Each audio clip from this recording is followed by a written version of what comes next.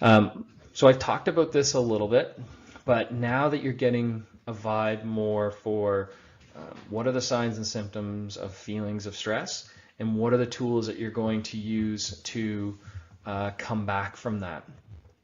So back to our old inverted U and what is optimal stress.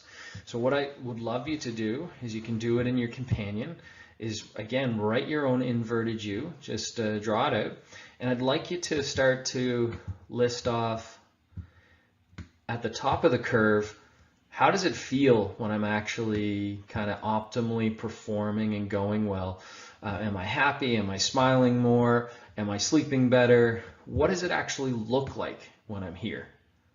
If you could get a paragraph, if you get 6, 7, 8 points, what are the criteria? I'm pumped to start the day, whatever it is. And that actually can start to become a bit of your log, your own log, if you want to make one.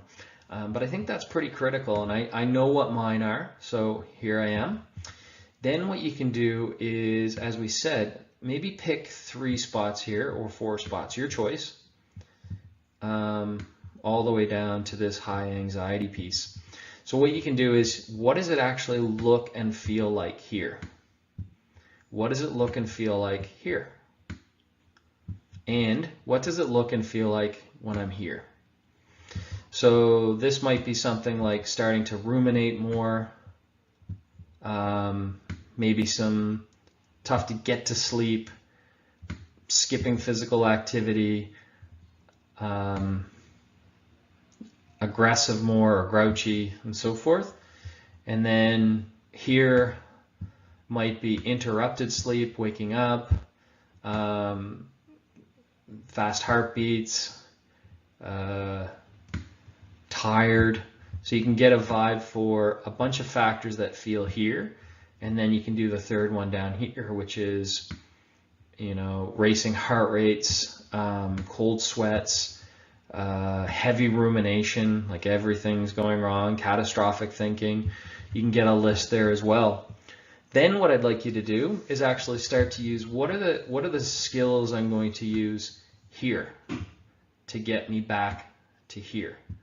What are the skills I'm going to use here to get me back to here? And then what are the skills I'm going to use here to get me back to here? Then you can start to figure out, well, those skills really didn't pull me back much. And you start to get some good go-to skills that you'll do when you're in these circumstances, circumstance 1, 2, and 3. So you can start to get a vibe for that. I think that makes it does make a huge difference. I've seen it work with clients, and I've used it myself. It really truly does help. So again, whether it's just simple mindfulness here and so forth, and this point 3 might actually be call the psychologist, or call the psychiatrist, or whoever. If you're using a professional resource, a professional person to help you, maybe that's the point. Maybe you have a cutoff point where that call is made. This could be your social support network. This could be going for a run, getting to bed at night for the next 7 nights and get some really good sleep. It's eating better. It's no alcohol. It's all these things that can get you back to this optimal performance, because this is where we want to spend a majority of our time, is right here.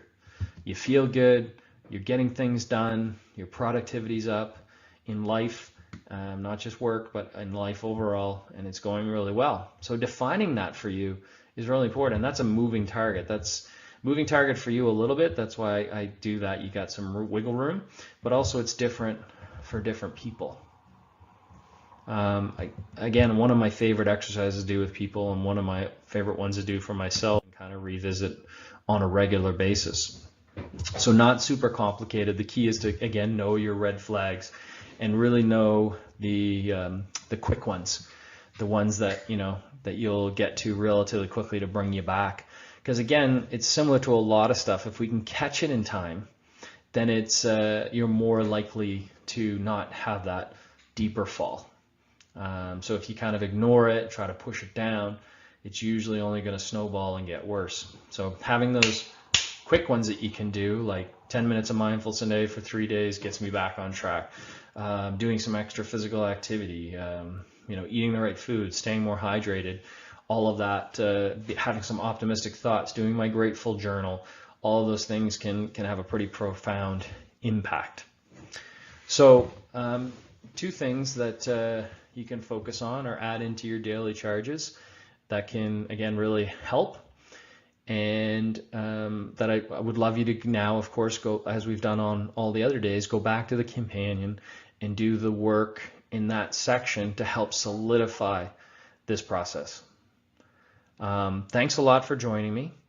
I recommend that you do, this one hasn't gone too long, so maybe think about doing 5 minutes of mindfulness. On your own, do any of the methods that we do, mindful eating, you can go for a mindful walk, mindful hydration.